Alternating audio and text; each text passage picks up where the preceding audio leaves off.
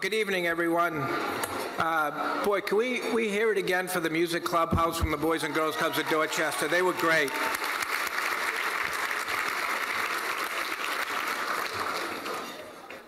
I hope you like that song. I wrote that a few years back, and it's been getting a lot of play. Well, it's my pleasure to welcome all of you here to what I can hardly believe is the 24th Annual New England Women's Leadership Awards. And tonight we honor 3 outstanding women leaders and role models and celebrate the life-enhancing impact of mentoring for young women. Your presence here tonight supports Boys and Girls Clubs of Dorchester, making it possible for us to inspire and motivate over 4,000 children from age 2 months to 19 who come to our 3 clubhouses every year in Dorchester. And we offer 200 programs for these kids. So you being here means an awful lot to us. We are also so fortunate at our Boys and Girls Club to be inspired and supported by so many remarkable women, as staff, as board members, as volunteers. Some are visible on the front lines in our community, advocating and helping bring attention to the work we do for our kids. Others work quietly behind the scenes, building relationships with our members, with funders, and community partners who believe in our mission. Many are in this room tonight. You know who you are, and we know who you are, and we are so grateful for all that you do for us. I'd like to start off by just recognizing there are many past NEWLA honorees and chairs in the room, and if you could just stand for a moment, we'd like to recognize you.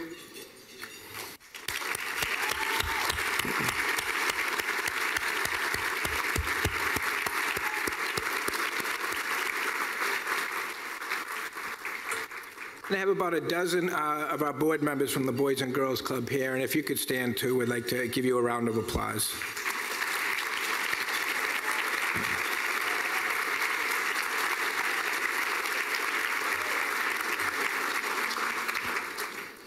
And we had a great committee that worked on this event. These are people who are giving of their time and their energy and reaching out to their friends and colleagues and contacts to make sure we have a great event. So if you could stand too, we'd like to acknowledge you. Thank you.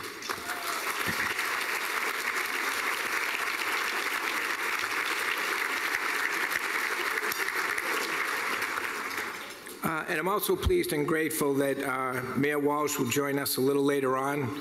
He's been one of our biggest supporters for more than 20 years now. And I truly appreciate the mayor taking his time to be with us this evening, and you'll hear from him shortly. And of course, tonight's sponsors. There aren't words to adequately thank all of you for your investment and belief in our organization. Thank you for enabling us to provide hundreds of opportunities to thousands of kids in Dorchester.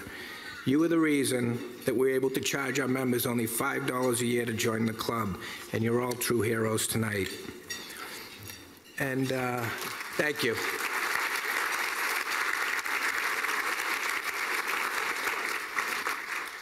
And lastly, but certainly not least, I want to give a special shout out to Bob Marr, who founded the Boys and Girls Club back in 1970, along with his brother Dan. Bob, are you here tonight? I know the Marr family's here. Is Bob here? I know he was expected. His wife's birthday. He's coming. Birthday party. Well, give my regards, and I'd like to acknowledge Bob, though, for what he did to create this organization so long ago in Dorchester and the Marr family.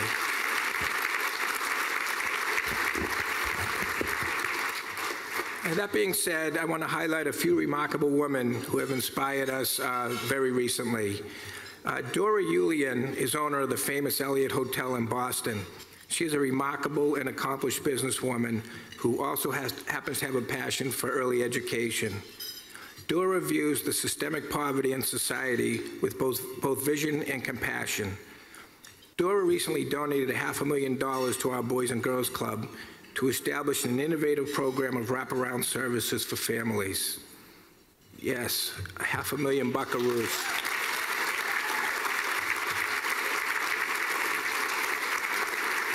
The program is called LIFT, which stands for Lifting Individuals and Families Together. The goal is to mitigate the root causes of family instability that trap generations of families in a repeating cycle of poverty. We will work with families, giving them the tools they need. We will give them parenting workshops, family engagement programs, and all kinds of resources to help those families be successful and to end the cycle of poverty. So we really thank Dora for her really brilliant investment and confidence in our organization. Thank you, Dora.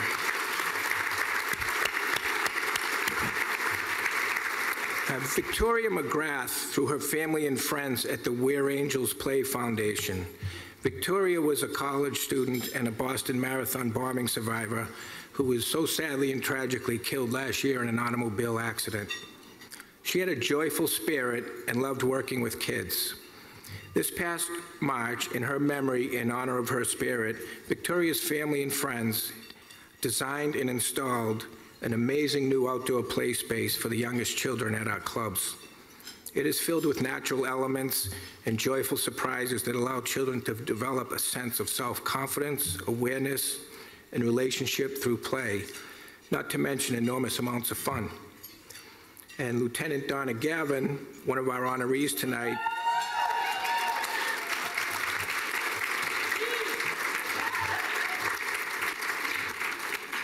sounds like, Donna, you brought the whole police force with you, did you?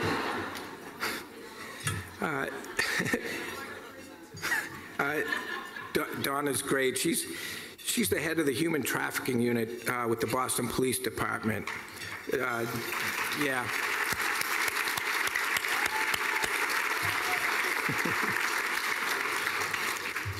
Donna sees horrific situations every day and yet brings passion and empathy to building self-esteem and confidence in young people, especially girls who have too often been coerced into horrific circumstances.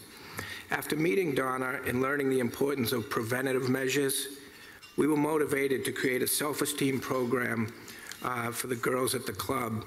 The program is called Victorious and named in honor of Victoria McGrath, the young woman whom I just mentioned. Thank you, Donna, for inspiring us.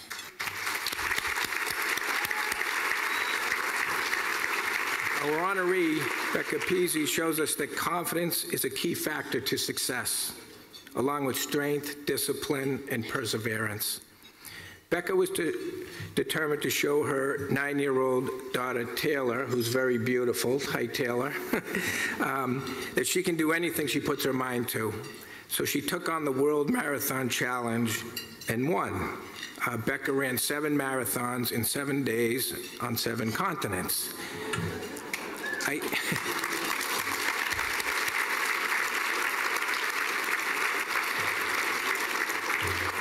I can't even name the 7 continents. Truly inspiring. Really, Becca, though. Come on. Amazing. And our honoree, Joanne Chang, inspires her with her determination and dedication to bring happiness to any and all who walk through the doors of her amazing bakeries and restaurant. Her staff is filled with people who are in awe of her talents, hard work, and her ability to find the best in everyone. She loves to inspire young women to believe in their dreams and to reach for the stars. Joanne truly deserves the countless accolades she has received for her skill, talent, and passion. And we're so glad you could be with us here tonight, Joanne, and we're thrilled to recognize you for all your great accomplishments and success.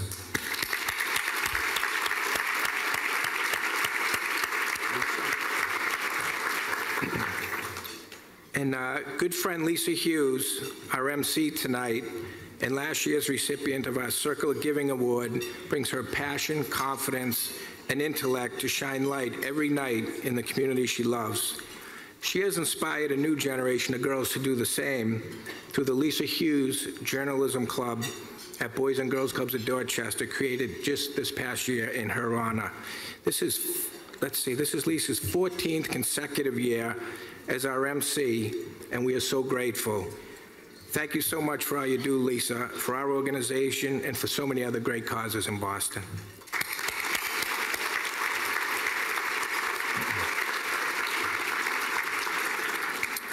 I mentioned that some of those who inspire us are those who work behind the scenes, under the radar, so to speak. Lori Higgins is just that person.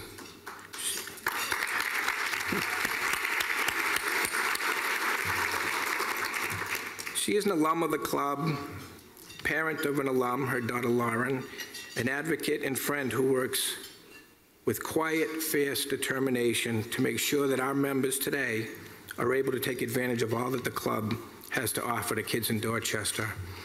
Her efforts on behalf of our kids and the Boys and Girls Club to make the New England Women's Leadership Awards a shining success are unmatched. She truly cares about the kids in our community, and that comes through loud and clear by her actions. Lori, thanks for all the time and effort that you put into making tonight such a great success. You are a true champion of our kids, and we are so very grateful for your support.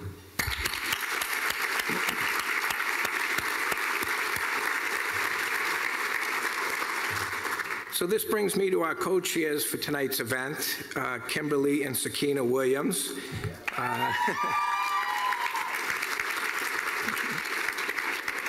Mother and daughter, alumna and member, Kim and Sakina embody everything we try to impart at Boys and Girls Clubs of Dorchester: self-confidence, compassion, determination, and joy. This is what we want for all our girls at the club. Kim walked through our doors 34 years ago, a neighborhood kid who lived in a triple-decker behind the clubhouse on Dare Street. Kim is from a strong and vibrant family. Her mother and father were both steady and reliable volunteers at the club for many years, and Kim took part in literally everything that we offered. We watched her grow in confidence and become a leader among her peers.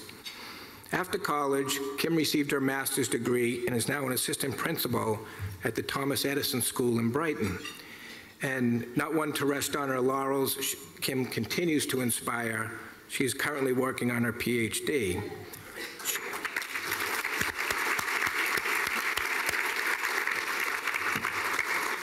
She has instilled in her daughter, Sakina, the self-confidence and compassion she learned at home and at the club. It shines through in Sakina's well-adjusted and happy outlook in life, and in her confidence in her everyday interactions at the club. So it's my great pleasure to introduce this year's co-chairs of the Women's Leadership Awards, Kim and Sakina.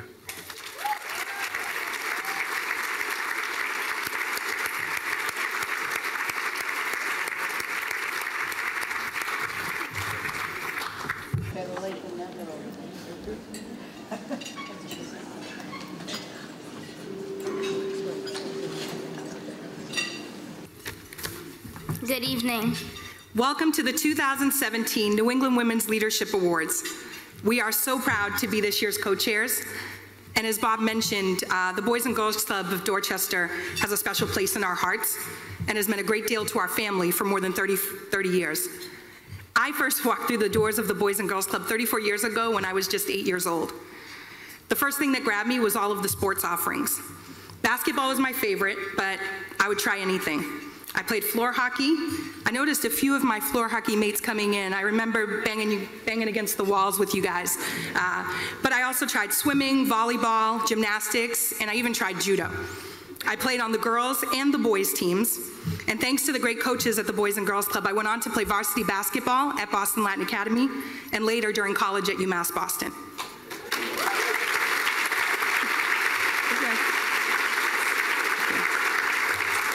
With support and suggestions from the wonderful staff, I was drawn into everything that the Boys and Girls Clubs of Dorchester had to offer. In addition to great sports, I became equally involved in education and leadership programs. And I tell everybody all the time, even as an assistant principal in Boston Public Schools, I use many of my same leadership skills that I learned as a teenager in the Keystone Club with Mike Joyce. So, believe me, great programs, great staff.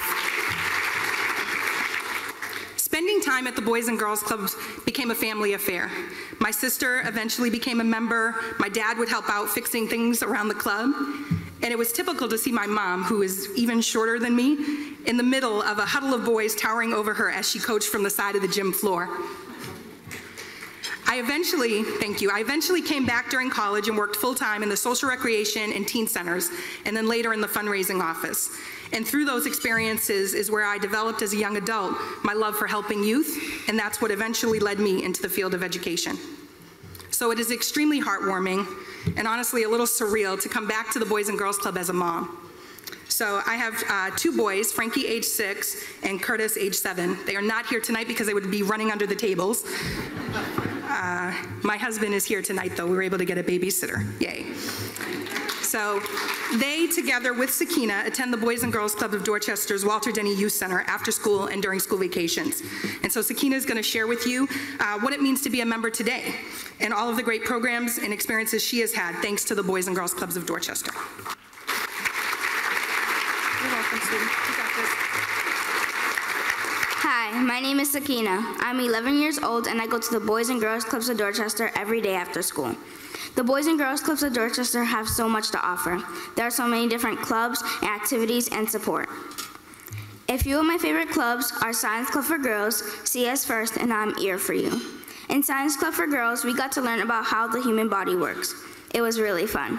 We got to touch a human, a sheep, and a horse's brain. We also learned that there's actually iron in your cereal. We did an experiment where we crushed cereal and we added water to it. When you put the perfect amount of water and cereal with a magnet, then iron will appear on the magnet. I was amazed. In CS First, which means Computer Science First, I got to code my own robot, create a house in a video game, and we used Makey-Makeys with Play-Doh to move characters in a video game. I'm Here For You is a girls group where women mentors come to the Boys and Girls Clubs of Dorchester and work with us on activities about math, reading, and science. We do creative activities like learn fractions by cutting watermelons. The group's name is called I'm Here For You because we listen to each other. Last year, I got to participate in a 1-week overnight camp in Maine called Camp Northbound. I even got to travel to Disney World in Florida with the Boys and Girls Clubs of Dorchester. These were amazing experiences, were super fun, and I got to share them with my friends and make new friends doing them.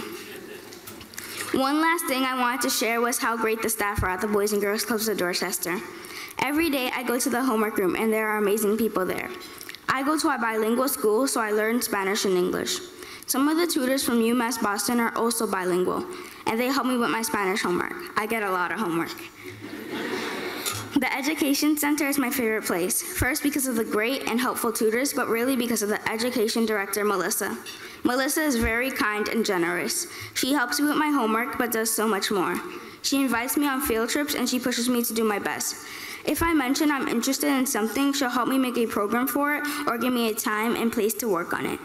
Melissa helped me and some of my friends to create a journalism club. We wanted to make a newsletter about the Boys and Girls Clubs of Dorchester. We went around interviewing the staff, our friends, and explored topics important to us. Last year, when I attended the New England Women's Leadership Awards for the first time, I had the opportunity to visit WBZ News Station and meet Lisa Hughes, the MC of this event. She was so nice and she inspired me, so maybe one day I could become a newscaster too. At NEWLA last year, I got to present Lisa Hughes with an award announcing the Journalism Club would forever be named in her honor. That experience and all of the programs and staff like Chad, Queenie, and Tara make me want to go to the Boys and Girls Clubs of Dorchester every day and do my best. Thank you.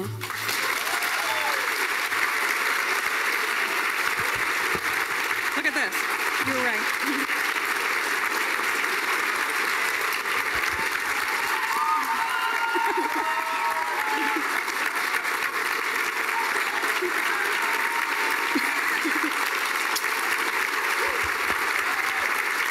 I actually have more to say, not that I want to follow her. Thank you so much, that's incredible. So, thank you all so much. She's amazing, and she got so nervous before we got up here. I said, I don't know why. She steals the show every time. But honestly, being here tonight is a full circle moment. 24 years ago, I got to visit a news station, and I presented an award at the first ever New England Women's Leadership Awards to then news anchor Liz Walker. I have to tell you, that is a memory that I cherish to this day. To come back now as a co-chair with Sakina, and her having had a similar experience is, just a dream. But she didn't know this was coming. But Sakina, I am so proud of you and the woman you have become. I was 17 at the time that I presented that award to Liz Walker. I handed her a plaque, I said a few lines. I definitely didn't co-chair an event, and I didn't have to say a speech, so I am so proud. You're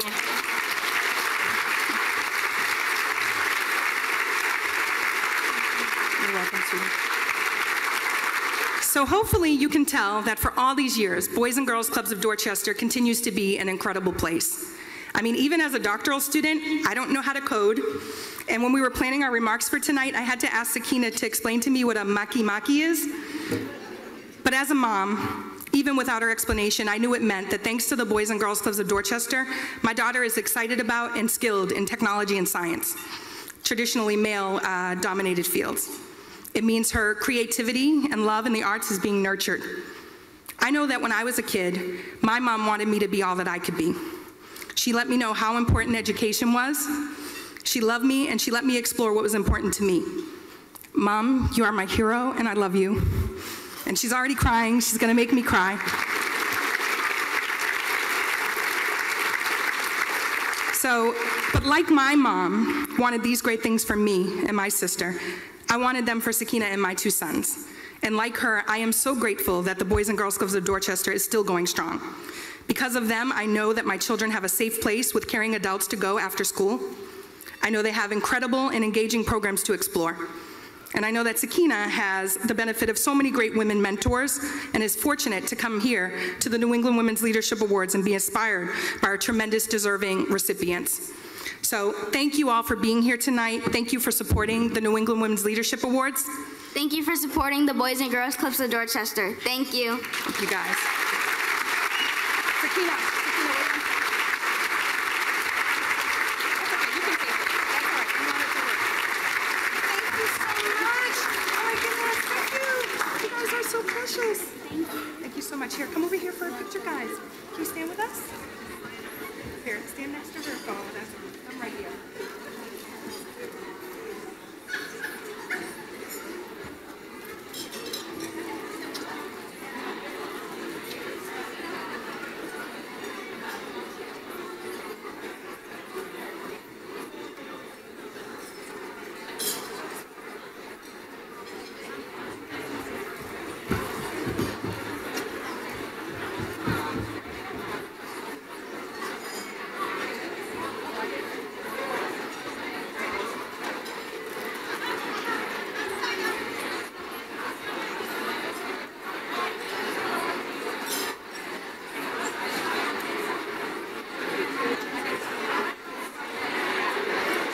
Ladies and gentlemen, please welcome Vice President of Education at Boys and Girls Clubs of Dorchester, Mary Scannell.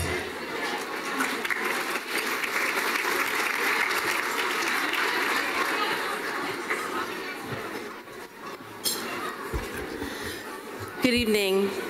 Thank you for being here this evening, and congratulations to all of our honorees and to all of our presenters.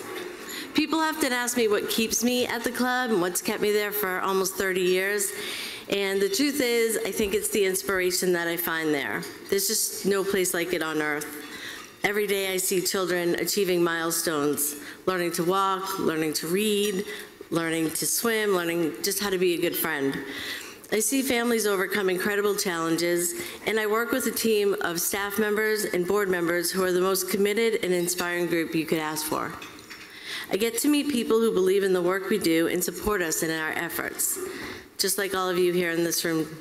Each one of you in this room inspires us. You are kind and you are generous, and your support means more than words could describe. It's truly uplifting and inspiring to know that you care and share in our journey. And speaking of inspiration, once in a while someone comes along who touches you in a special and unique way. I am honored to be able to introduce you tonight to an extraordinary young woman who has touched my heart and reminded me that quiet girls can be fierce too. Sarah, at first glance, seems shy and reserved, but she is a storm of determination, and her spirit is fire. She has taught me that what our society might think it means to be a young Kurdish woman is very different from what it means to her. For Sarah, it means respect, not submission. It means acceptance, not intolerance. And it means love, not hatred. Sarah's refusal to let prejudice define her inspires me. She's experienced many painful moments in her young life, some that changed her entire world in a matter of minutes. She's been through so much, but those moments have not taken her down. They've made her stronger, braver, smarter, and kinder. I admire this young woman, and I am excited to see how her journey continues to unfold. So it's my pleasure to introduce you to the 2017 New England Women's Leadership Awards keynote speaker, Sarah Hussein.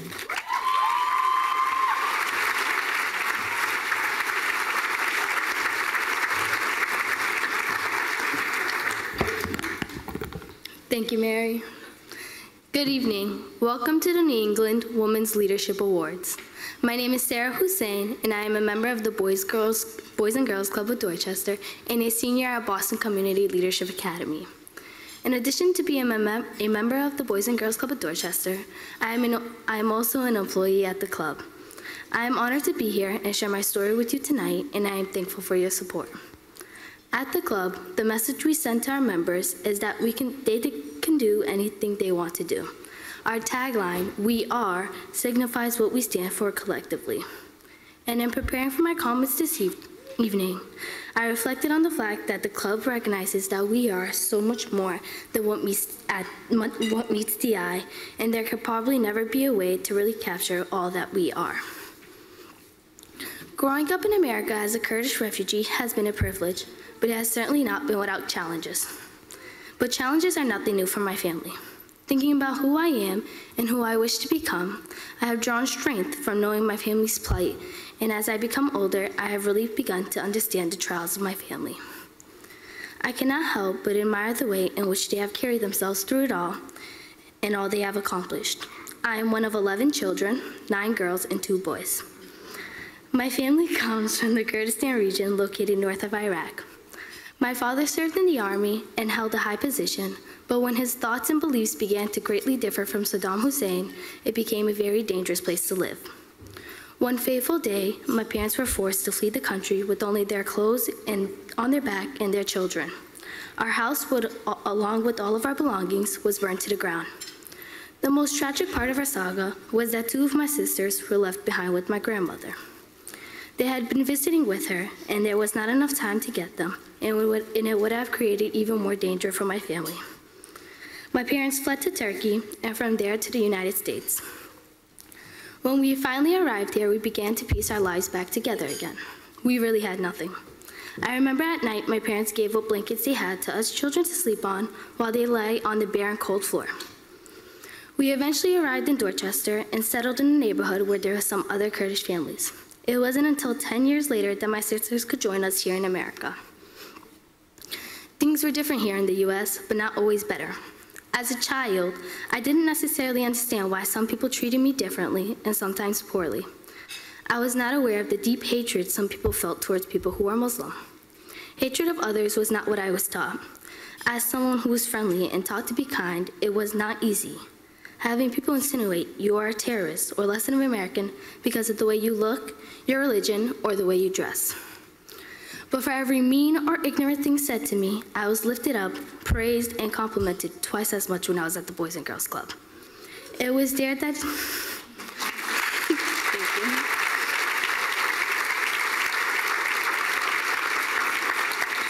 you. It was there that I discovered a world that was entirely new to me, and I was offered the opportunity to explore the various facets of the society I was living in. At the Boys and Girls Club, it doesn't matter who you are, what you believe in, how you look, or where you live. Meeting Queenie and Chad and becoming part of this very special place has given me confidence. I am a leader, and I am an important part of the team at the Walter Denny unit. If it were not for the club, I would have not experienced a lot of things. With the club, I have traveled, gone to the ballet, attended symposiums, and even went to Florida with the Rodman Disney for Kids program. Thank you, Don Rodman.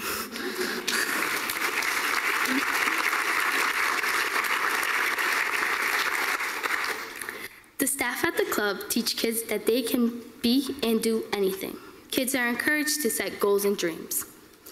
Since I was about 7 years old, I have dreamed of becoming a doctor. I spent a lot of time in the hospital as a young child, and there was one surgeon who inspired me in a very special way. That is one of the things I like most about the club.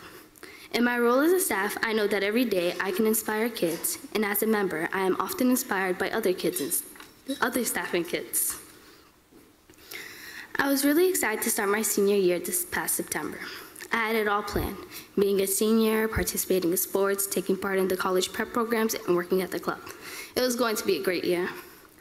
However, everything came to a screeching halt on October 14th. I was a passenger in a car that was involved in an accident in which one of my friends did not survive. It's still too hard to talk too much about the accident, but it changed me forever. I feel lucky that I survived the accident, but I am not the same person I was before the accident. The cuts and the bruises on the outside have healed, but I don't think the scars on the inside will ever go away. The club and all the relationships I have developed there have been even more important to me lately. It hasn't been an easy year, but I am strong and know that I will be okay. I am looking forward to my upcoming prom and graduation, and I am proud to say that I have received a scholarship to attend Emmanuel College, where I will study pre-med in September.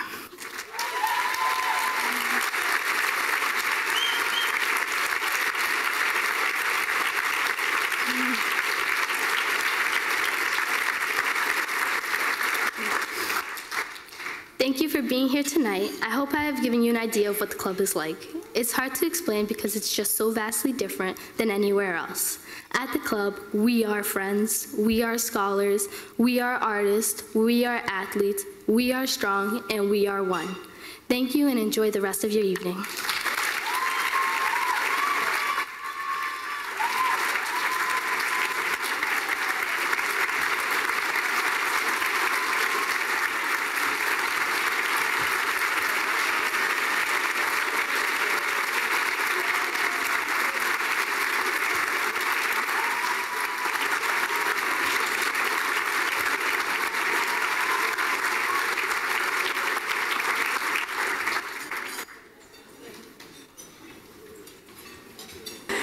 If I can have your attention for just a moment, first I want to say to Sarah, you are the perfect speaker at this event. And in a night of some wonderful surprises, we have one right now.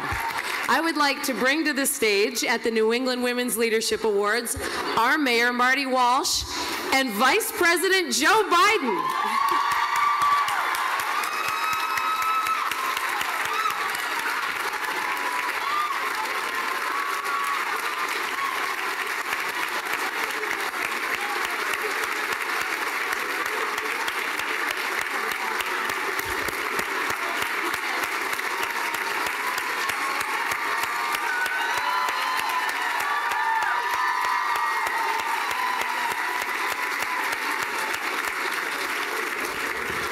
Well, let me just, first of all, thank everyone who's here for the club tonight. I have a complete speech. I don't know if I can get up here later on and give it. I'll give it later. But let me, well, I'm going to take this moment here. So I was across the street having dinner with the Vice President, and we started to talk about what he's doing now in his next life.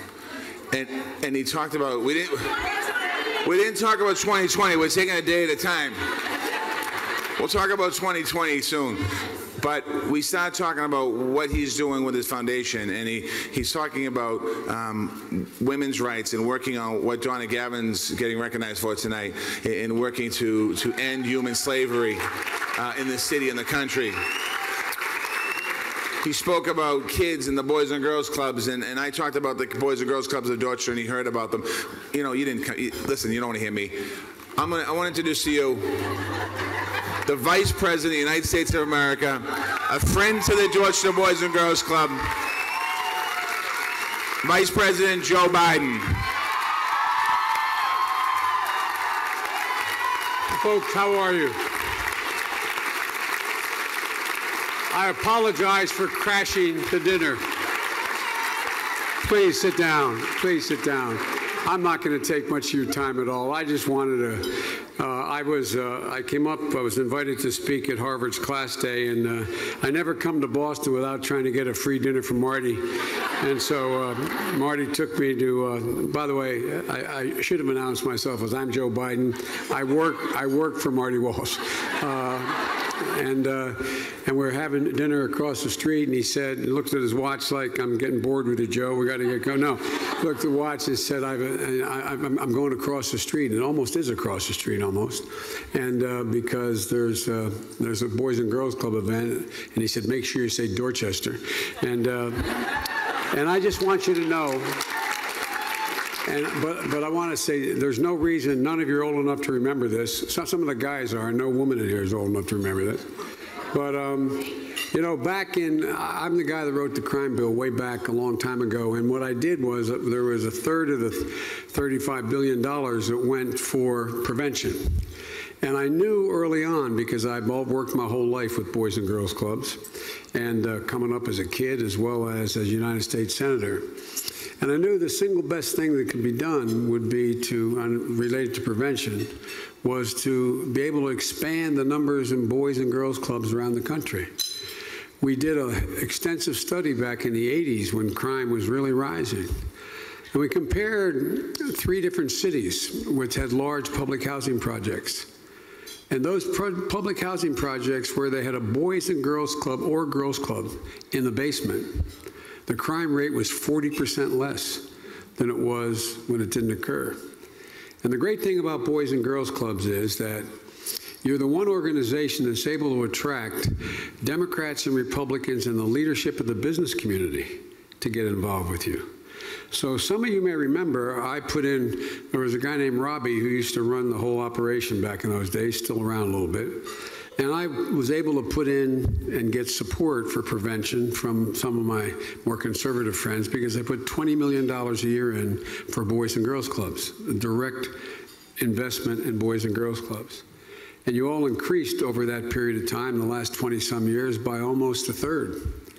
And you've made an enormous, enormous impact.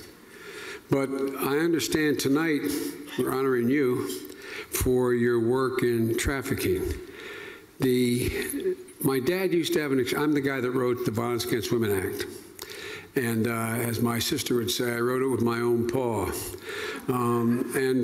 Because I was raised by a father who used to say, the greatest sin that can be committed is the abuse of power. And the cardinal sin of all is a man raising his hand to a woman or a child.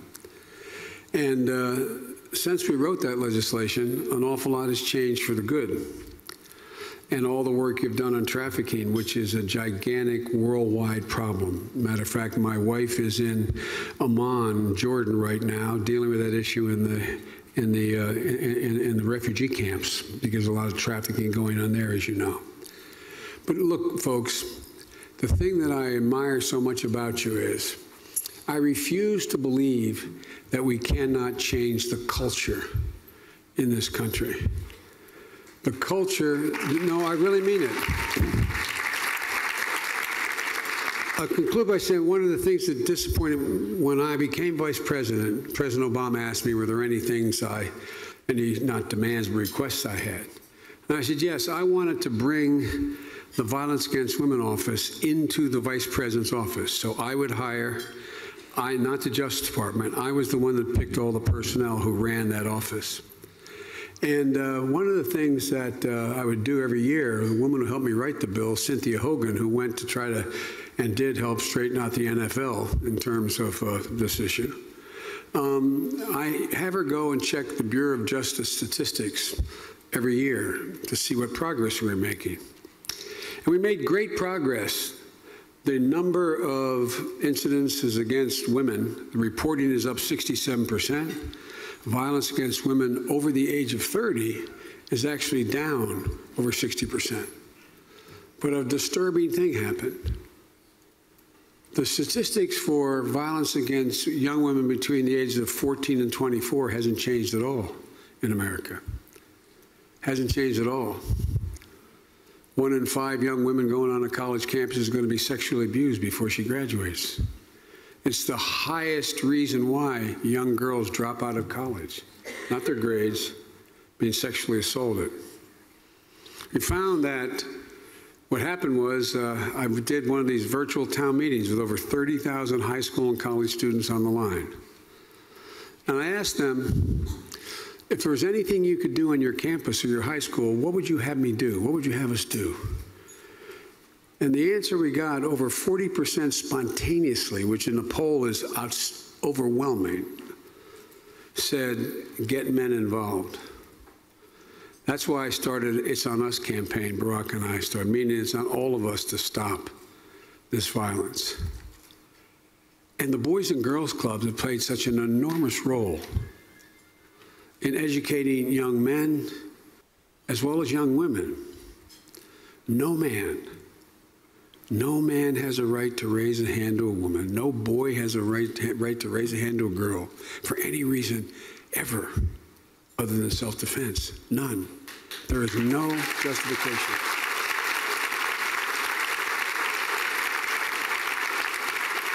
And the thing I like about the girls' clubs is your lesson are the actions you engage in.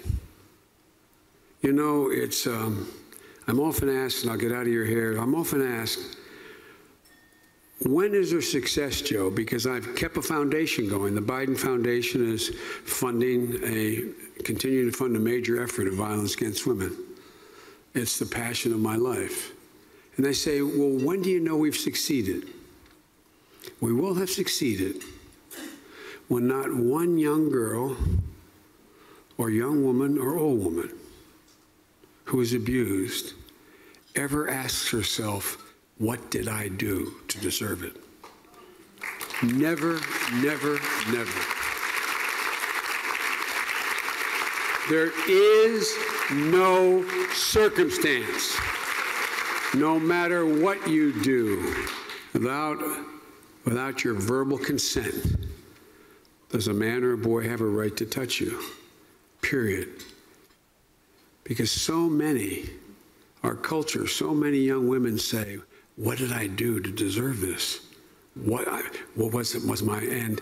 And I'll conclude with an example. I knew if we held hearings nationally and got women to come forward to tell their stories, that they knew they would be criticized and abused. Remember when we wrote the Violence Against Women, they called Biden, I was having women's shelters, these are Biden's indoctrination centers for liberalizing women. Remember that? Remember we were told by conservatives that this was interfering with family values? Do you all know what the phrase rule of thumb comes from? It comes from the late 1300s in English common law, when a woman was considered to be a chattel, just like the cow or any farm animal, for real, and able to chastise their wife. So many women were dying at the end of the 1300s that the common law courts in England ruled that no man could chastise his wife with a rod bigger than the circumference of his thumb. That's what rule of thumb means. It's a cultural problem we're still dealing with. A cultural problem. And we can change it. We can change it. And the other half of the success is when no young man says, I had a right. That was my woman. That's my girl. I had a right. Nobody has a right to ever, ever, ever, ever, ever, ever, ever touch you without your permission. And so, folks, you're teaching all the right things at the Boys and Girls Club of Dorchester. There's a lot of other great things you're doing, but I've referenced that tonight because of the reward relative to trafficking. We can change this culture. We are changing it. And to the young girls here, remember, there's not a single thing my grandson can do that my 4 granddaughters can't do. Not a single solitary thing in the world. I mean that. Not a single thing. Not a single thing. So, ladies and young ladies, thank you. Congratulations, officer, for your great, great work. And Marty, I'm getting the heck out of here. I'll get out of your hair. Thank you, pal. I'd like all the club members to come up on stage, all the young club members, come up on stage to take a picture with the Vice President.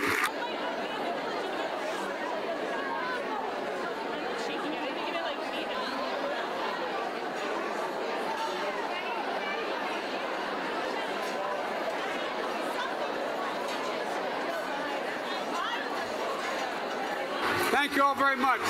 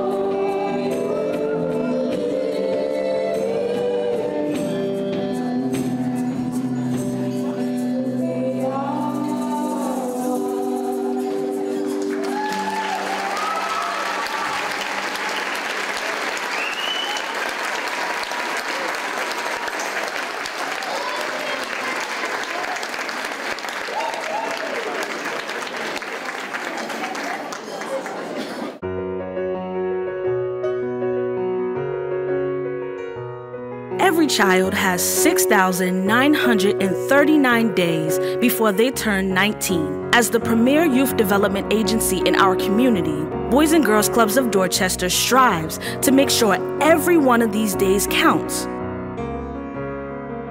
Every day at Boys and Girls Clubs of Dorchester, we provide a safe, nurturing environment for the youth of our community. Since opening our doors in 1974, we have been a hub of opportunity for families living in fractured neighborhoods that are in the news every night. Boys and Girls Clubs of Dorchester is a place where children of all abilities are welcome, where they can come and try new things and be their best. It's a place where parents can come together and support each other, a place where barriers are broken, where spirits are lifted. We depend on support from individuals, families, and corporate leaders like you. With your help, our members have access to over 200 programs for just $5 per year. As our donors, sponsors, and biggest cheerleaders, your support makes it possible.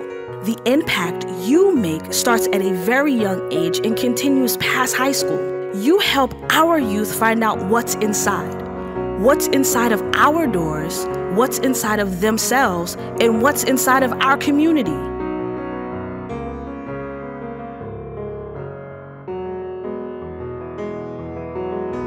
Every day, our members develop healthy habits and skills.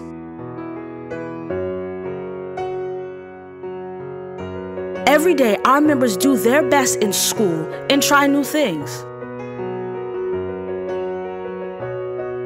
All of which helps our youth grow and find their passion. For every child, we have 6,939 days to make a difference. Your support can make this day count.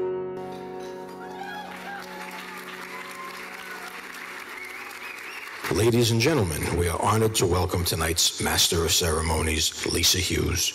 Well known for her anchor slot on WBZ Boston News, Lisa has lent her support to Boys and Girls Clubs of Dorchester for 14 years as MC for this event. Last year, Lisa was honored with the NEWLA Circle of Giving Award in honor of her special care and concern for the youth of Dorchester. Please welcome Lisa Hughes. Hello, everybody. I might have jumped the gun on the welcome there, but I was very excited, although the singers from the Boys and Girls Club under Aisha Mathis, who's such a wonderful music director, and by the way, Mael wrote that song, which was so terrific, and the vice president and the mayor and Bob and Kim and Sakina and Sarah and Mary. It's hard to follow any of them, but as most of you know tonight, this is a celebration of inclusion, and it is also a celebration clearly of surprise.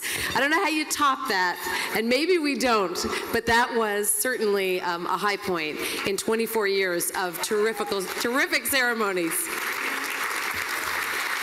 It is an honor to be back celebrating NEWLA's 24th year. And I think what makes this so special is that it is a celebration of all of the good work at the club in a party that allows the kids at the club to shine, to share their talents, to share their stories, and for us to be a part of that. The Seaport Hotel, we stepped away for a few years and we held the event somewhere else. We're so glad to be back, and for all the servers in this room and for everybody who's working behind the scenes, thank you so much for making this the beautiful venue that it is. And thank you, all of you, for being here tonight. It's really a privilege for me to celebrate these wonderful women we honor tonight and to celebrate the club and the lives that are changed there.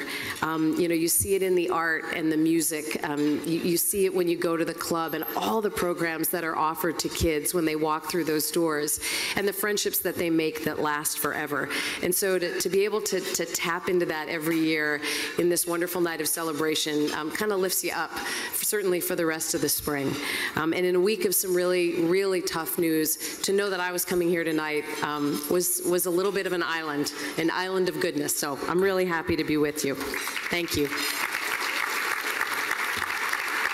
You know, it's hard to believe because it's so well established, but when NEWLA was founded in 1992, it really was the only celebration of its kind, recognizing women in our community for the contributions that they make as leaders and the qualities that make them successful leaders. And it is truly remarkable tonight that 24 years later, you know, we have a girl who started at the club who is here as one of the co-chairs tonight, and Kimberly. And I think what it says is that, Sakina, you need to go way, way far into the future in your calendar and just circle May 24 years from now and know that you're going to come back and celebrate with us again, right? I'm getting the thumbs up. That will be a good night. You may have to help me up on stage, but I will be here too. We've honored 116 remarkable women at NEWLA, and tonight we are proud to recognize 3 more. Joanne Chang, James Beard award-winning pastry chef, owner of Flower Bakeries and Myers and Chang Restaurant in Boston, and the author of the best cookbooks on baking you will ever own. At Sticky Buns, right? I mean, you know, banana bread, homemade Pop-Tarts. Donna Gavin, recognized a moment ago by Vice President Biden, Lieutenant and head of Boston Police Department's Crimes Against Children and Human Trafficking Units, which is so important. Becca Pizzi, endurance marathoner, winner of the 2016 World Marathon Challenge. Now, anyone who has run a marathon knows that running 26.2 miles is a feat in and of itself. Now imagine running 7 marathons in 7 days on 7 continents and winning. You didn't just run it, you won. So every night on the news, we would be updating people on Becca's progress. She won, so she's ours and she's a champion. And she's one of our remarkable women tonight. All of these women embody the qualities that NEWLA was established to celebrate: commitments, perseverance, courage, determination, compassion. You'll hear them talk tonight about the passion that led them where they are and what makes them such wonderful mentors for young women. We will also meet tonight some wonderful young women from the Boys and Girls Clubs of Dorchester who've had a chance to spend time with our honorees one-on-one, which is really part of the central mission of the club, and that is to pair kids up with adults who care and who make an investment like the investment all of you are making tonight.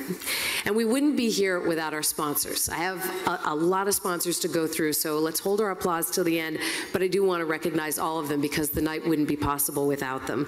Starting with our gold sponsors this year, the Four Seasons Hotel and Private Residences, 1 Dalton Street, Cottonwood Management, Millennium Partners, MJW Charitable Foundation, Moriarty and Associates, Morningside Foundation, Suffolk Construction, and Suffolk Cares. Thank you so much to our gold sponsors. Our silver sponsors tonight: Ballybreen Drummaville Charitable Trust and the TJX Companies. Our media partner is the Boston Globe, and our bronze sponsors: Gilbane Building Company, Feeney Brothers Utility Services, Marr Companies, Shawmut Design and Construction, Samuels and Associates, and the Highland Street Foundation. And now our patron sponsors: Lee Kennedy Company, Edens, Eastern Bank, Dow Jones, Rodman Ford, Hill Holiday, Raytheon, Dorset Hall, Turner Construction, Committee to Elect Martin J. Walsh, Dot Block, Shields Healthcare Group, Joe DeRigo, Bob and Jean Sheridan Family Fund. Thank you to all of you.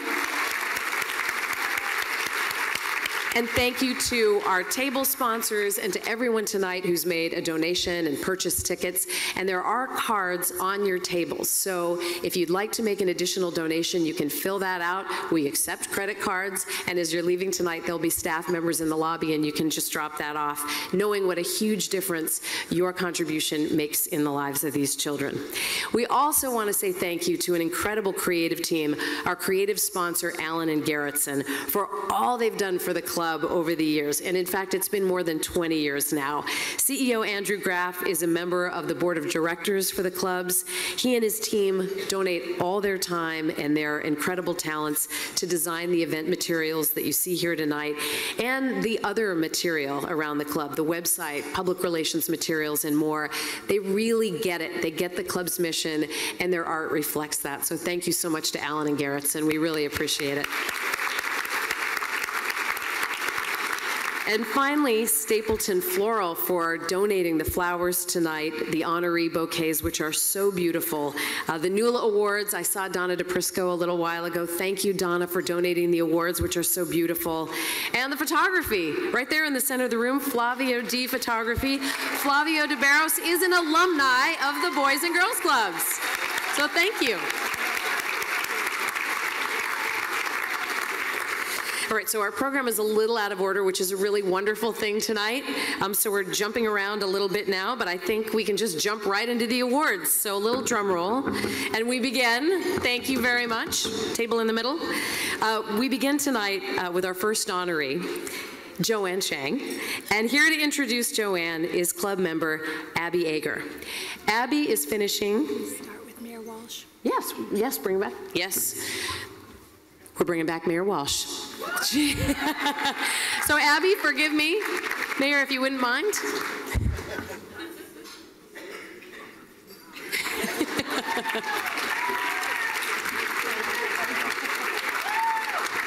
Sorry, Abby. You're coming. I'll bring you up 1 second. I want to just. I wasn't going to speak, but Bob asked me to. So I just want to say thank you to everyone. I want to thank all the sponsors as well. I want to thank Bob and Mary and everyone at the club, all the staff at the Boys and Girls Club, who do such an incredible job every single day. And thank you very much, Kimberly and Shakina. You both look beautiful tonight, and thank you for being our chairs tonight. Oh, you're over there. I don't think Shanina's over. Where is she? Oh, she's over in the corner. I see her there. How are you? Giving us a good wave, and I want to thank you because certainly you are great ambassadors to this Boys and Girls Club. I want to thank Mary and Queenie and Isha. I want to thank Lisa Hughes, and I want to thank Laurie Higgins for their great work every single year doing what they do.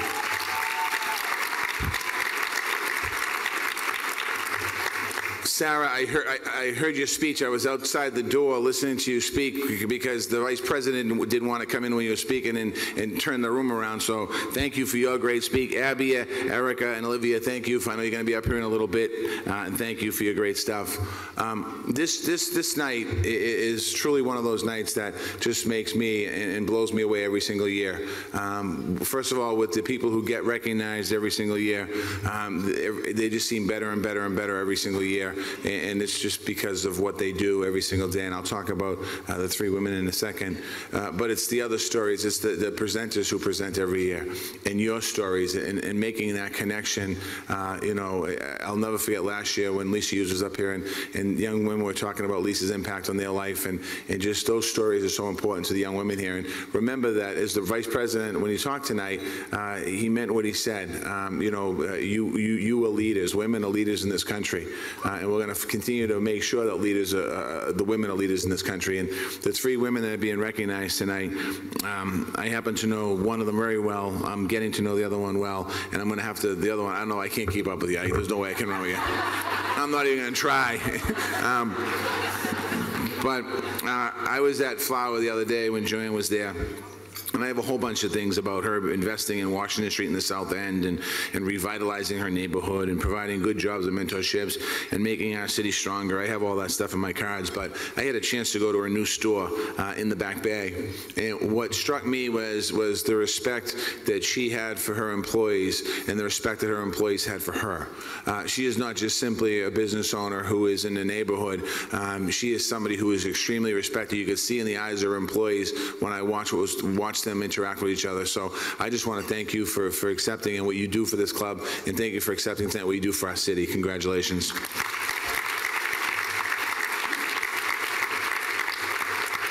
Donna Gavin is somebody who I've known for quite a while now, and I am very happy that Donna Gavin is running our human trafficking division and exploitation division.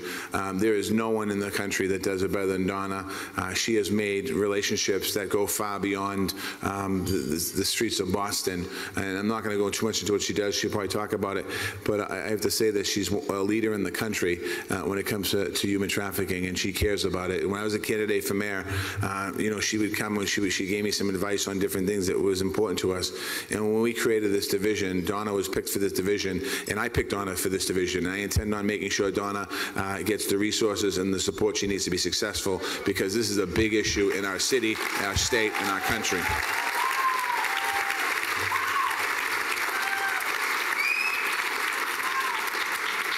And Becca, the only thing left to say about Becca is 7 days, 7 marathons, 7 days, 7 continents. She's a mom. I mean, like, on top of it all. So again, I want to congratulate you, Becca, for truly being an inspirational role model, because we have a lot of athletes in this club that will look up to you. Last thing I'm going to say is to everyone that comes every year to this event, thank you for being here. To the sponsors, I know that some of you are sitting here and you know, you gave a nice check and you're sitting here tonight, and I appreciate you being here. But understand that you get asked every single day for money in different organizations, and you give it to people, because I know the names on the wall, and I go to the different dinners every night. And last night, most of you were at the Fallen Heroes dinner, and tomorrow night you'll be at something else.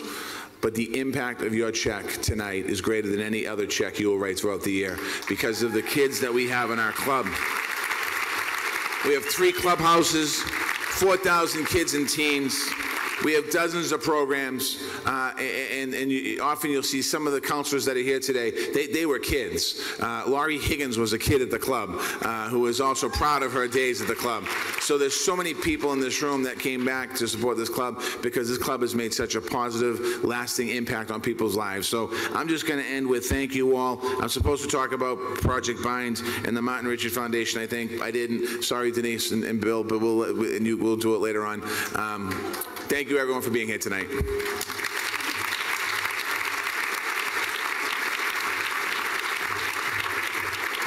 Thank you, Mayor, and thank you for being such a great friend of the club. The mayor was on the board at the club for 18 years, and he really has helped to make it the place of hope that it is for so many families and so many kids. So thank you very much, Mayor. Now to Abby Ager, who is introducing Joanne Chang tonight. Abby is finishing her senior year at Braintree High School, and she holds the unique distinction of being the very first club member who started in the infant program and went all the way through. She has literally spent her entire life at the Boys and Girls Clubs of Dorchester. She is the 2017 Youth of the Year and serves as the president of the Keystone Club, leading her peers in volunteer work in the club and in the community. She has loved volunteering as a buddy in the Martin Richard Challenger Sports League, where she has been inspired by kids who overcome enormous obstacles through really hard work, determination, and a very positive outlook. And in fact, they have inspired her so much. This fall, she's going to be attending UMass Boston, pursuing a degree in early education in inclusive settings. Abby credits the club with instilling in her valuable leadership skills and a passion to help others. Without further ado, Abby Ager.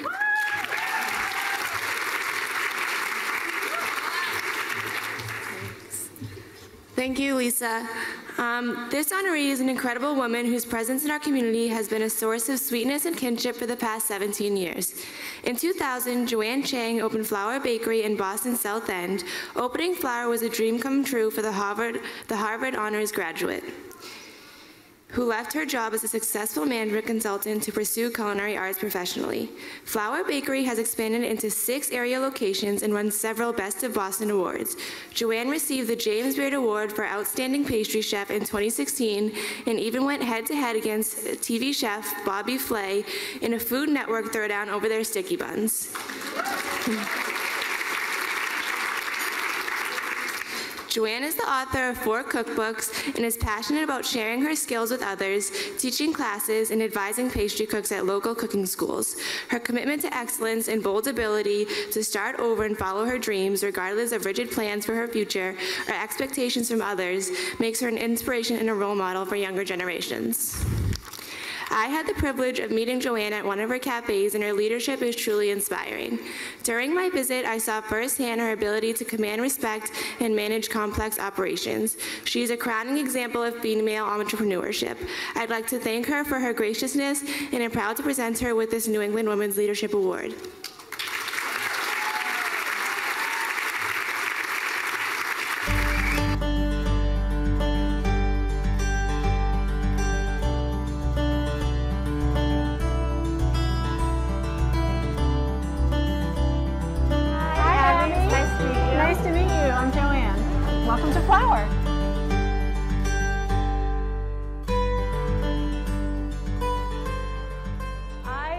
My passion a little bit late in life, in that I trained to be a mathematician. I studied math and economics at Harvard, but I had always been very, very interested in cooking and baking, and I'd always loved to eat sweets.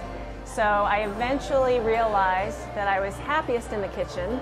So after working in management consulting for a few years, I took a jump into the culinary industry, and I became a pastry chef.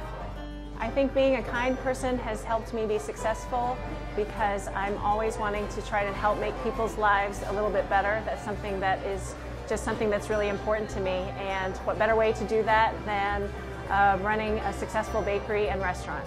I think being intense has helped me become successful and be who I am today, because you need to be really detail-oriented and be able to communicate your message really clearly. And so having an intense personality, I think, helps me communicate better to my team about what it is we're trying to achieve. And being an empathetic person, I think, has led to my success, because I think that I'm pretty good at trying to see things from other people's point of view. And by seeing things from other people's point of view, I have a better chance of communicating more effectively with them. I mentor a lot of young women at work, and it's one of the most important things that I do. I feel very strongly about helping the people who work for me become better at what they do, better people, better professionals. I'm always thinking about how they're viewing things from their point of view, and I think my ability to be empathetic to where they're at in their careers or in their lives is helpful in understanding them so that I can be a better mentor to them. Because I'm naturally intense and somewhat relentless, I think my desire to help them pretty much never wanes, and so I'm always trying to help them and see how they can improve their lives.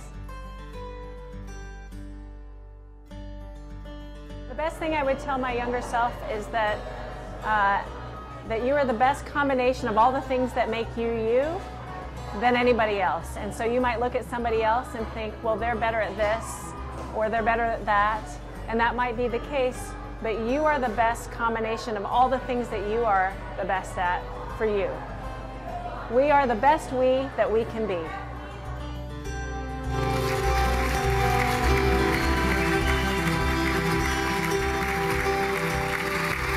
Congratulations, Joanne. I'd like to invite you to the stage now to accept this award.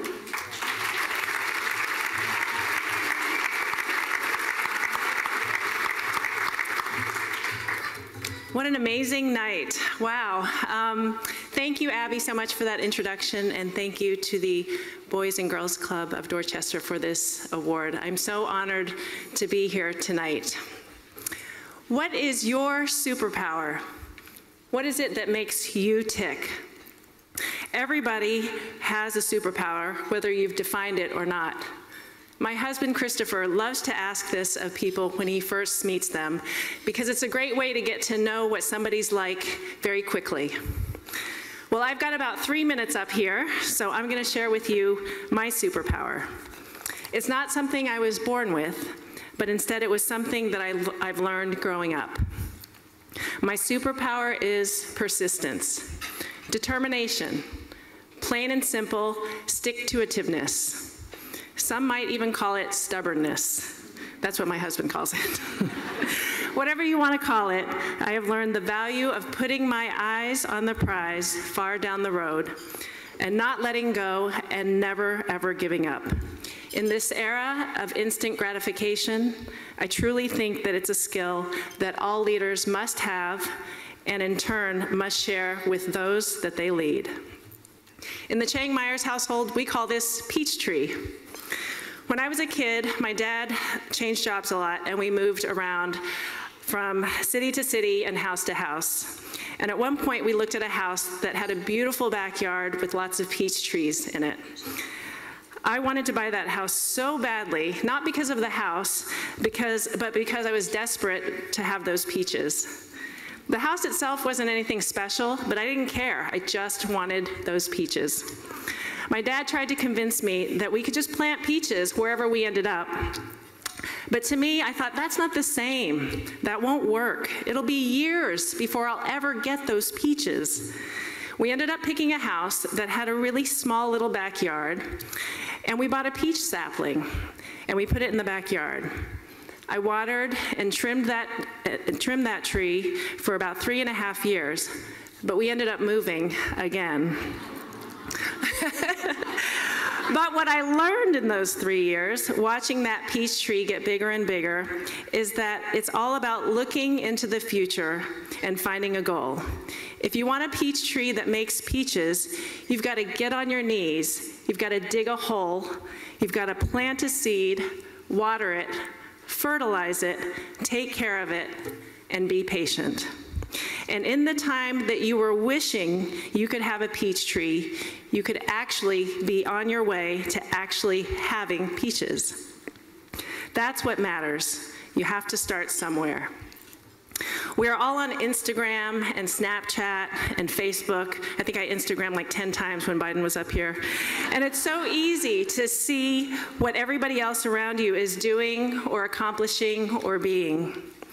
It can be overwhelming to look at the carefully curated lives that we see people presenting on social media. And it's easy to think, I could never get there. But what you have to remember is that you have to start somewhere. Everybody starts somewhere. Don't be afraid to start. Be patient and weather the good and the bad. Make your mark. Plant your peach tree. Thank you.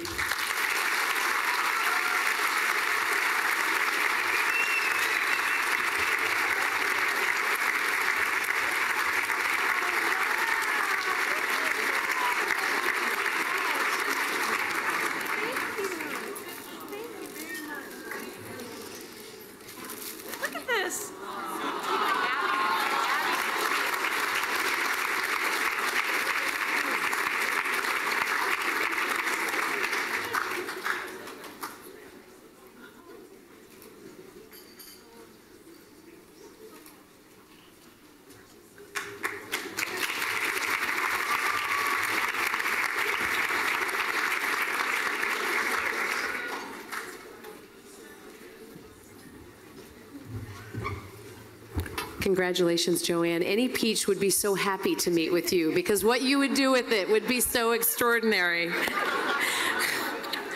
So when you were Instagramming about the vice president, I sent a note back to the station and I dictated it, which can be a problem because what was supposed to be Biden visit came out as Bible visit.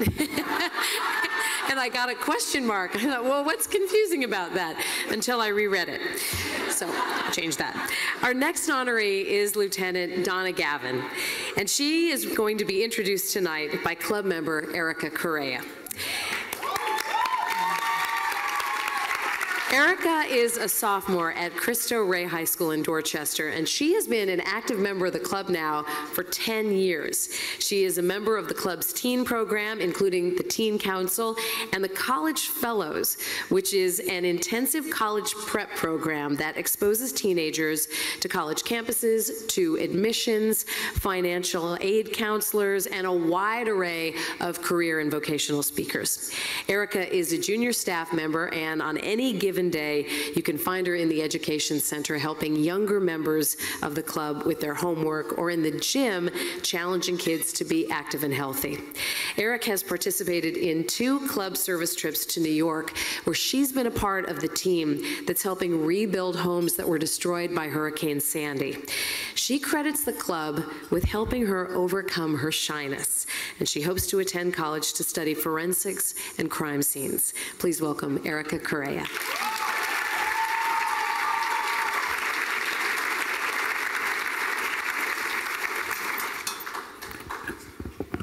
I am pleased to introduce this honoree tonight, a woman who has dedicated her life to serving others and fighting for those who can't fight for themselves.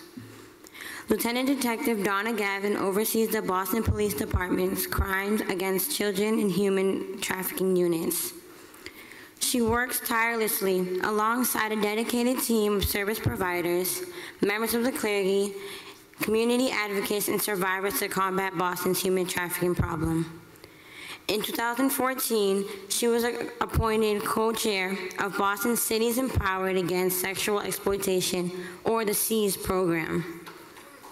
Donna Gavin grew up in Dorchester and has continued to give back to her city, in the biggest community at large. With a law degree from Suffolk, she has provided insight to local, national, and international law enforcement and safety security agencies. Donna displays an ability to connect with exploited young women and girls on a level that is deserving of this award. As a young woman aspiring towards a career in law enforcement myself, meeting Donna on her tour of the clubhouse shows how successful a hardworking woman can be in a traditional male-dominant field. For her everyday heroism, I am proud to present Donna Gavin with this New England Women Leadership Award.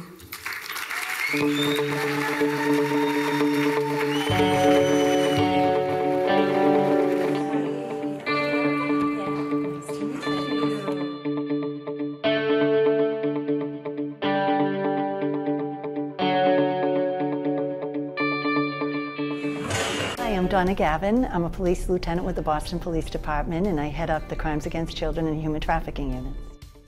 I think the way that I describe myself would be that I'm passionate, I'm empathetic, and I'm determined. In order to be an effective and successful police officer, I think you need a lot of different skills, and one of the most important is empathy, to be able to put yourself in someone else's shoes and to understand that they may be coming from a different place and may not be as fortunate as you are. In my role after 30 years, I find that it's important to have more and more women involved in law enforcement, and I always try to encourage the young police officers to take the tests so that they can soon become leaders themselves. I think I was always interested in law enforcement since I was a kid. I remember growing up watching television shows with Police Story with Angie Dickinson and Charlie's Angels. But I really became interested in high school. There were some Boston police cadets that came to my high school to talk about the police cadet program. And so a year later I took the cadet exam and I was able to get hired by the Boston Police while I was in college. If I could give a message to my younger self, it would be that I am resilient and that it's okay sometimes to make mistakes. We all make mistakes, we're all human. But you get up the next day and you start over again. We are resilient. I think the best advice I ever got was when I was a child and I was somewhat of a worrier, and my mother would tell me to just do my best and to take one day at a time. What I would tell young girls is that there's so many opportunities out there that they should think out of the box, maybe to non-traditional jobs that may be male-dominated, but I would also tell them that they can do anything they put their mind to. But I think the best piece of advice for them would be to find something that they're passionate about, that they want to get up in the morning, go to work, and make a difference.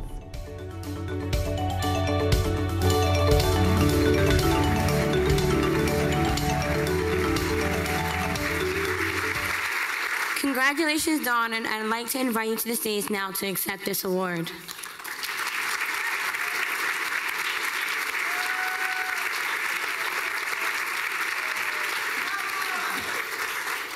Well, good evening and thank you so much. Thank you, Boys and Girls Clubs of Dorchester.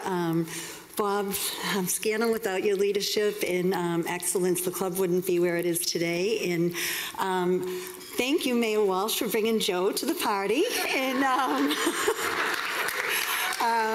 that was quite amazing. And to the other honorees, Becca and Joanne, I worked on District 4 in the South End, and I went to Flower every morning to get my coffee.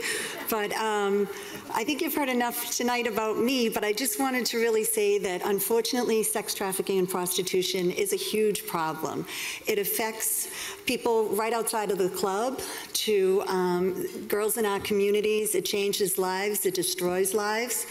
And truly, like domestic violence 30 years ago, sex trafficking and prostitution is now in the media a lot. And it's because of our mayor, truly, that he made it a priority and kind of brought it into the light.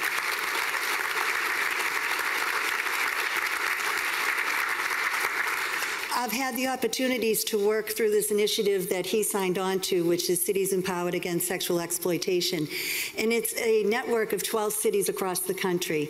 And we get together once a year and try to share best practices to reduce the demand for the sex trade, because we honestly believe that it's a business, right? Supply and demand. And if we can reduce the demand for prostitution, we can reduce sex trafficking.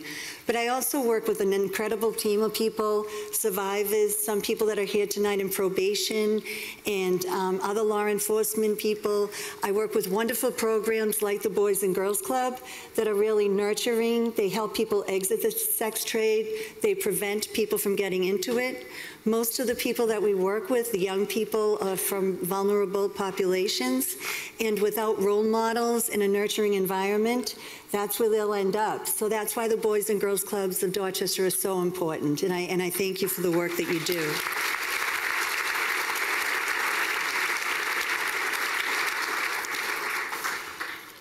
I'd also like to thank my friends who you have heard here tonight. But growing up in Dorchester, not all of us were so lucky, you know, and it's so wonderful too. Like Erica, who gave me a wonderful introduction. Erica is also from a large family, so it's that support. I've had incredible support from my family, my friends, and my loving husband, Billy. So thank you all tonight, and thank you for supporting the Boys and Girls Club. My final thought is that today as police officers, we do so much more than enforcing laws. We're guardians, caretakers, and part of the collective consciousness in our community, like all of you here tonight supporting the club. Thank you again.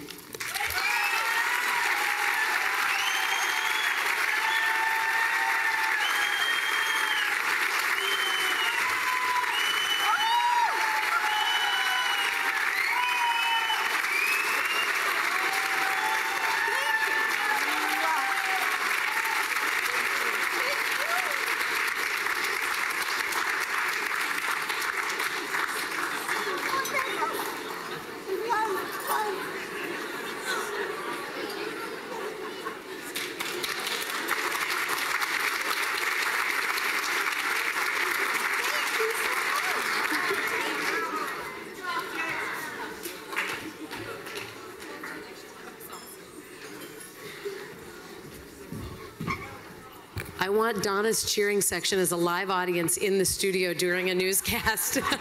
You're terrific. And we're so lucky that you do what you do in our city. Thank you for everything you do to protect girls and young women.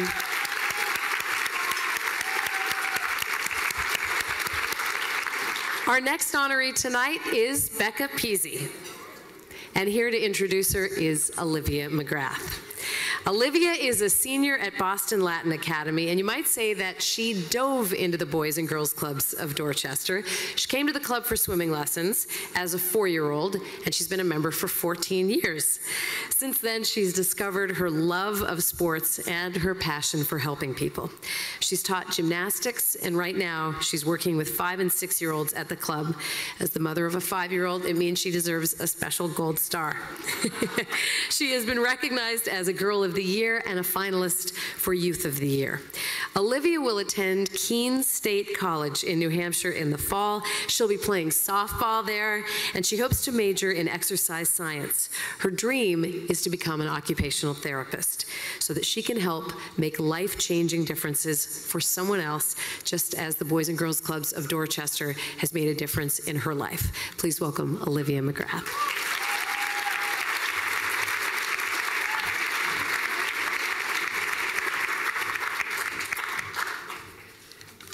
Becca Pizzi is being honored tonight in her recognition for her strength and sheer determination, in which she has inspired so many.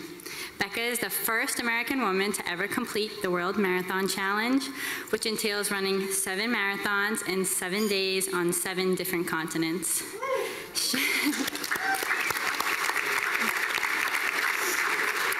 A runner, basically since she could walk, Becca Pizzi ran her first race at the age of just 7 years old.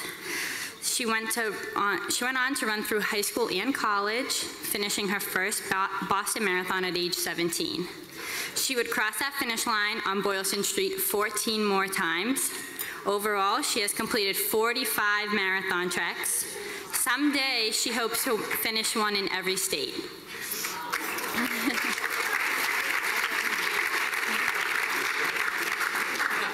Becca Pizzi may cross the finish line alone, but in her free time, she's an engaged community member and mentor to others. Following her college career at Mars Hill, she started the Belmont Track Club and has volunteered as coach with team and training in Boston Fit. I had the privilege of meeting this extraordinary woman, and as an athlete myself, I am inspired by her self-assurance and ability to trust herself to reach her ambitions. Her extreme determination has shown women and girls everywhere, including her own 9-year-old daughter, that we can do anything we put our mind to. That's why I'm proud to present her with the New England Women's Leadership Award.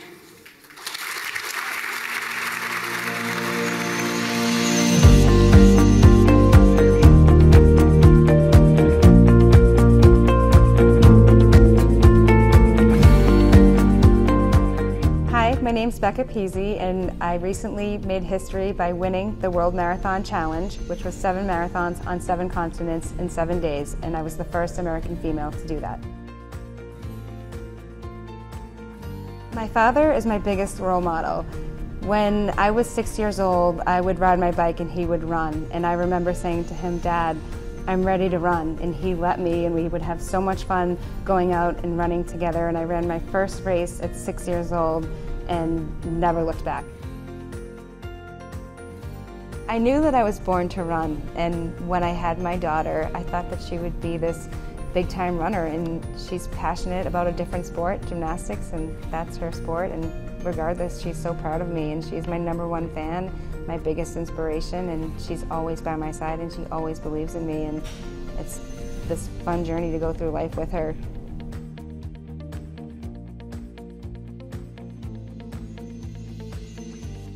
I'm definitely known as the energetic mom. I'm inspiring and hardworking, loving and loyal. Being a mom, it's my goal to show my 9-year-old daughter Taylor that you can do anything that you put your mind to as long as you believe in yourself and you're dedicated and you work hard.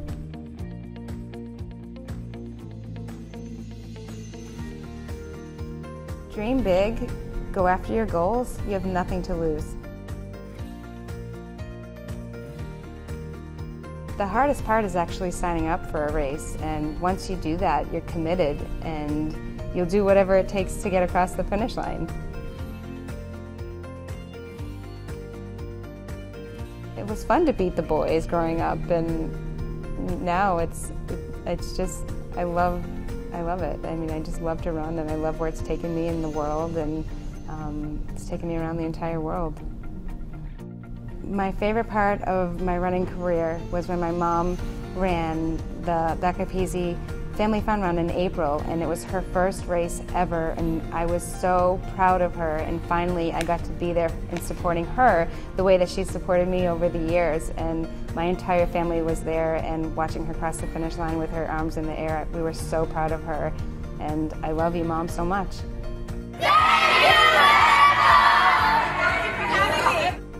wish I knew that I could be anything growing up as a little girl, and we are strong.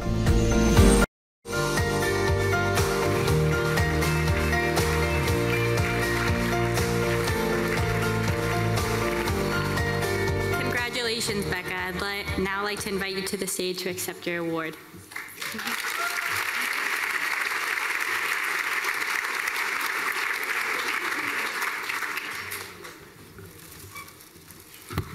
Wow.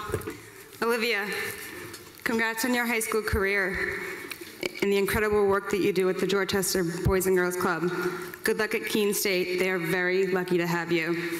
Study hard, play hard, and as you will be playing softball there, knock it out of the park.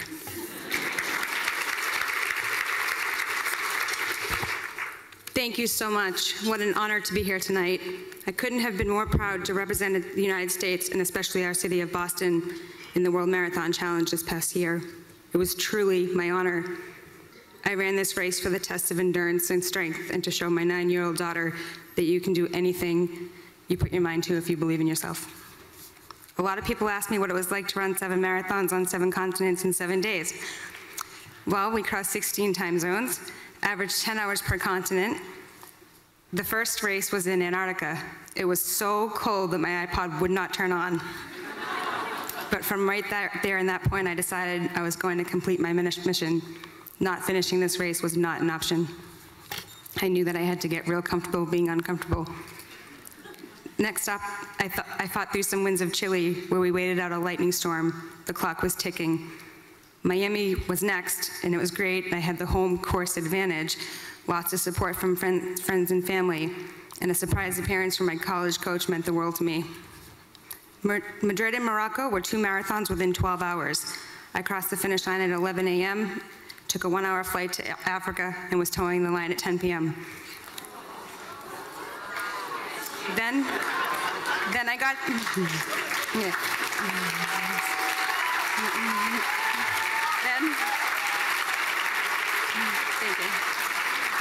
Then I got to Dubai, where I tore my groin at mile 2 on Marathon 6, mile 2. I could not walk.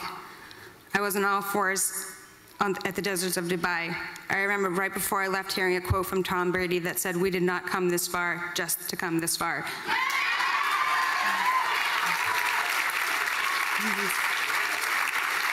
No, we did not. I was 2 marathons away from making history. I got up and finished Dubai and through the Australian Marathon was next, and I took it 1 mile at a time. My family was live on Skype when I crossed the finish line. That meant the world to me. Taylor was pulled out of class and brought to the principal's office, where she got to announce to the entire school on the PA system, "My mommy finished the World Marathon Challenge, and she finished strong." I had made my daughter proud.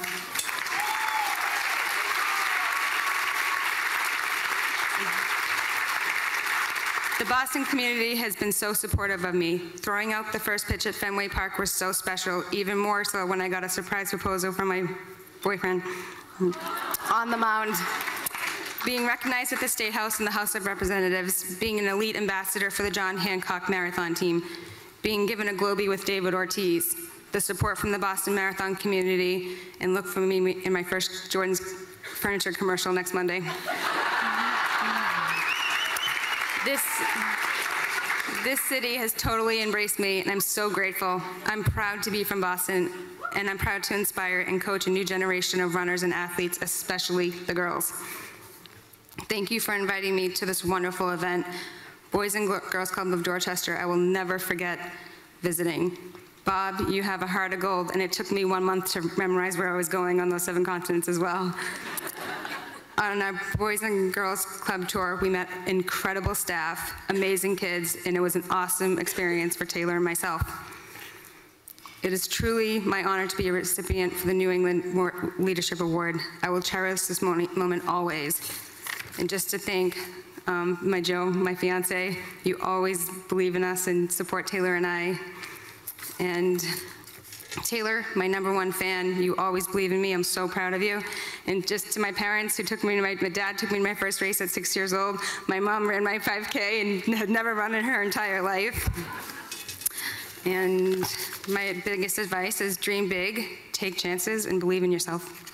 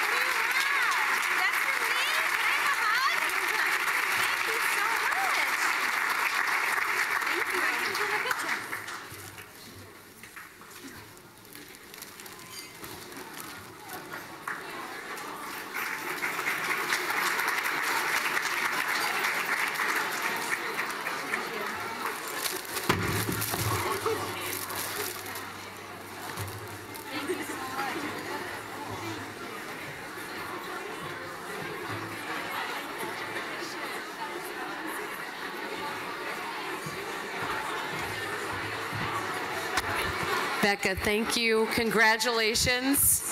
I think this means you can go to Flower with unlimited visits. When you run that much, there is no calorie that will accumulate, which might be reason enough to run for some people.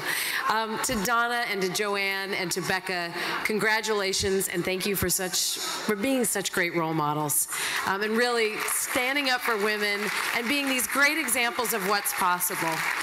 To the young women from the club, Abby and Erica and Olivia, you're a great example too, and you're role models to the younger girls, and you make it so much fun to be here because what you do next is what we'll be celebrating. So this is a treat. To all of you, thank you so much for being a part of this celebration, and to past honorees, our honorees tonight, our co-chairs, everybody come up on up here. We're going to do a great big picture. To the rest of you, thanks for being here. You will see this and the Vice President, not the Bible visit, but the Biden visit at 11 o'clock on WBZ News. Thank you so much. Hats off to the club. Thank you, Bob, for having me back.